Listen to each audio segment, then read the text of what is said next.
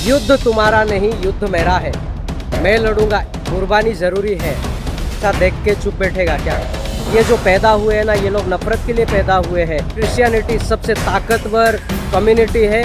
वाकई में मारा था, पीटा था। हमारे मसीह भाई बहनों को कोई तकलीफ नहीं पहुंचाएगा। पुलिस को हटा दो 15 मिनट के लिए, फिर हम बताएंगे। हेलो दोस्तों, welcome to my new blog. कैसे हैं आप सभी दोस्तों? हम सबको पता है छत्तीसगढ़ में क्या हो रहा है। मैंने सुना है वहाँ पे जो पास्टर जॉन है और रायपुर का जो पास्टर है, उन्होंने बजरंग दल को खुला चैलेंज दिया है, तुम 15 मिनट के लिए पुलिस को मत बुलाओ और तुम हमारे सामने आओ, फिर देखते हैं। ये बातें जब सुनने के लिए आया दोस्तों, मुझे पर्सनली बहुत हर्ट हुआ।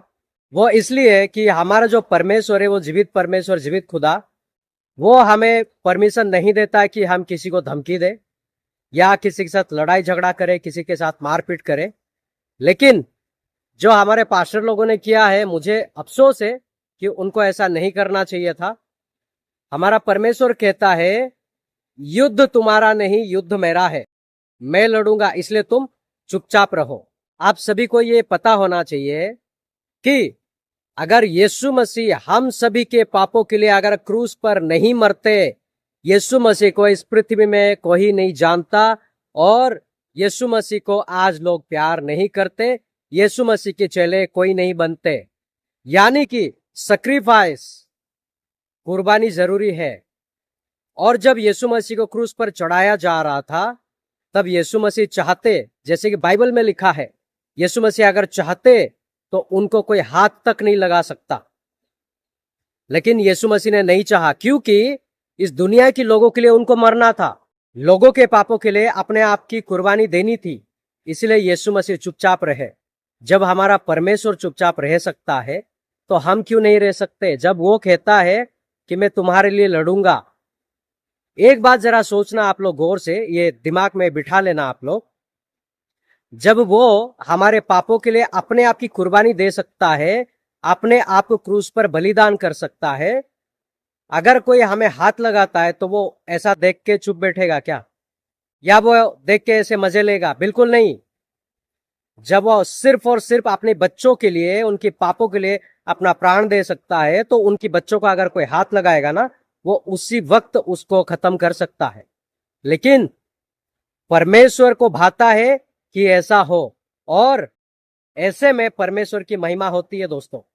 और मैं उन पास्टर लोगों से हाथ जोड़ के विनती करता हूं कि प्लीज आप लोग ऐसा धमकियां वगैरह किसी को ना दे, क्योंकि क्रिश्चियनिटी का ये स्वभाव नहीं है। और अगर हम धमकियां देने लगे और हम अगर उतर के मारपीट करने लगे, तो औरों में और क्रिश्चियनिटी में क्या फर्क रहेगा? अगर इस दुनिया में क्रिश्चियनिटी जानी जाती है तो सिर्फ और सिर्फ प्यार, मोहब्बत और दया की वजह से जानी जाती है, ना कि अहंकार, ना कि नफरत की वजह से। ये जो पैदा हुए हैं ना, ये लोग नफरत के लिए पैदा हुए हैं, ये लोग अहंकार करने के लिए पैदा हुए हैं, ये लोग दूसरों की सुख चैन को छीनने के लिए पैदा हुए हैं। उन लोगों की तरह आप लोग मत बनिए। आप जीवित खुदा के बच्चे हैं, जीवित परमेश्वर के बच्चे हैं आप सभी। और सबसे बड़ी बात यह है, जो रतन यादव है और जो ज्योति शर्मा है, उन लोगों को हमें सारे क्रिश्चियन कम्युनिटी की तरफ से शुक्रिया अदा करना चाहिए, उनको थैंक यू कहना चाहिए। क्योंकि सबसे ज्यादा परमेश्वर प्रभु यीशु की प्रचार अगर कोई कर रहा है तो ये 2-3 लोग कर रहे हैं। सबसे ज्यादा क्रिश्चियनिटी की प्रचार अगर कोई कर रहा है तो ये लोग कर रहे। हाँ, इनका करने का तरीका गलत है, लेकिन अपने मुंह से अंगीकार करते हैं, अपने मुंह से अंगीकार करते हैं। उनको ये मालूम है कि क्रिश्चियनिटी सबसे ताकतवर कम्युनिटी है और क्रिश्चियनिटी जो है सबसे हसीन और सबसे खूबसूरत रिलीजियस है। जैसा इस दुनिया में सब कहते हैं रिलीजियस, इसलिए मैं कहता हूं। तो वो लोग अपने मुंह से यीशु मसीह को अंगीकार करते हैं और वो लोग जानते हैं कि यीशु मसीह में इतनी सामर्थ है, यीशु मसीह में इतनी ताकत है कि वो हर किसी का मन को बदल सकता है। तो क्यों ना हम रतन यादव और ज्योति शर्मा और उनकी जितने भी लीडर्स है, उन लोगों के लिए प्रार्थना करें, उन लोगों का मन बदले, परमेश्वर उनका मन बदले। जो दुर्ग में हुआ था हमारे बहनों के साथ, ज्योति शर्मा ने वहां पे रेलवे स्टेशन पर उन लड़कियों को वाकई में मारा था, पीटा था। मैंने वो न्यूज देखी है। और एक लड़की को जबरदस्ती मारा, उसको धमकी दी, कहा गया है कि अगर तू गलत स्टेटमेंट नहीं देगी तो तुम्हारे घर में से तेरे भाई को मार देंगे। तब जाके उन्होंने गलत स्टेटमेंट दिया था। लेकिन आज वो लड़कियां न्यूज चैनल में आकर अपनी बयान दे रही है, और ज्योति शर्मा और रतन यादव को आप लोग क्या धमकाएंगे दोस्तों? वो लोग पहले से ही डरे हुए हैं, पहले से ही सहमे हुए हैं, क्योंकि उन्होंने कानून को हाथ में लिया है। आप लोगों को शायद ये पता होगा या नहीं होगा, उनको कोर्ट में 2 बार बुलाया जा चुका है। वो लोग 2 बार हियरिंग के लिए पहुंचे नहीं। तो आपको क्या लगता है कोर्ट उनके ऊपर कार्रवाई नहीं करेगा? करेगा। हमारा जो परमेश्वर है वो ये आकाश और पृथ्वी को बनाया है। वो ज्योति शर्मा, रतन यादव, वो लोग नहीं जानते कि हमारा परमेश्वर का पावर क्या है, हमारा परमेश्वर का ताकत क्या है। अगर उनको पता चल जाए दोस्तों, देखना अगले दिन आके वो चर्च में बैठेंगे, सबसे पहले बोलेंगे हमारे मसीह भाई बहनों को कोई तकलीफ नहीं पहुंचाएगा। वो लोग बोलेंगे अपने मुंह से। वो रेलवे स्टेशन से सीसीटीवी फुटेज गायब है, और वहां से सीसीटीवी फुटेज नहीं मिल रहा है, वहां का सीसीटीवी भी हटा दिया गया है। तो ये जरा सोचिए कि उनकी दिमाग में क्रिमिनल माइंड कितना ज्यादा काम करता है, और वो रेलवे स्टेशन को भी अपने अंडर में ले चुके हैं। इसीलिए हमें किसी के साथ उलझने की जरूरत नहीं है। समय आएगा, परमेश्वर अपना खेल दिखाएगा, और जब परमेश्वर अपना खेल दिखाता है, आप सभी को पता है, फिर सामने वाली के ना अंचर पंचर ढीली हो जाती है। इसलिए आप लोग थमे रहे और सब्र करें, रुके रहे, परमेश्वर को मौका दीजिए। परमेश्वर आपका युद्ध लड़ेगा। सिर्फ ये आपका युद्ध नहीं है दोस्तों, जितने क्रिश्चियन कम्युनिटी है इस पृथ्वी में ना, हम सभी का है।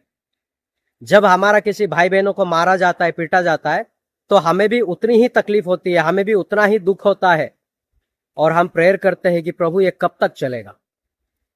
लेकिन हर एक चीज का एक समय होता है, उस समय के अनुसार सारा काम होता है। तो आप लोग उस समय का इंतजार करें, और कभी ये ना कहे कि पुलिस को हटा दो 15 मिनट के लिए, फिर हम बताएंगे। आप लोगों की परवरिश मारपीट के लिए नहीं बनी है। आप लोगों की परवरिश दूसरों की जिंदगी सुधारने के लिए बनी है, दूसरों को अच्छी रास्ता दिखाने के लिए बनी है, दूसरों को शिक्षा देने के लिए बनी है, दूसरों को एजुकेट करने के लिए बनी है। इसलिए तो यीशु मसीह कहते हैं ना, दुनिया के कोने कोने में जाओ, चेले बनो और चेले बनाओ, और पिता पुत्र पवित्र आत्मा के नाम पे सबको बपतिस्मा दो। अगर ऐसा ना होता तो यीशु मसीह ये कहते, जाओ दुनिया भर में, जो लोग क्रिश्चियनिटी को कबूल नहीं करते उसका सर तन से जुदा कर दो। ऐसा कह सकते थे। लेकिन हमारा यीशु मसीह, हमारा परमेश्वर, वो प्यार का प्रतीक है, और वो प्यार हमारे अंदर वो ढालना चाहते हैं, वो नफरत नहीं। हम प्यार से जीत सकते हैं। सभी देखने वालों को ये जरूर पता है, हमारे जो महात्मा गांधी थे वो अहिंसा की रास्ता क्यों चुने? क्योंकि उन्होंने बाइबल पढ़ा था। वो बाइबल पढ़कर उनको सब पता था। जो वो कहते थे कोई एक गाल में मारेगा तो दूसरा गाल दिखा दो, ये कहां से आया?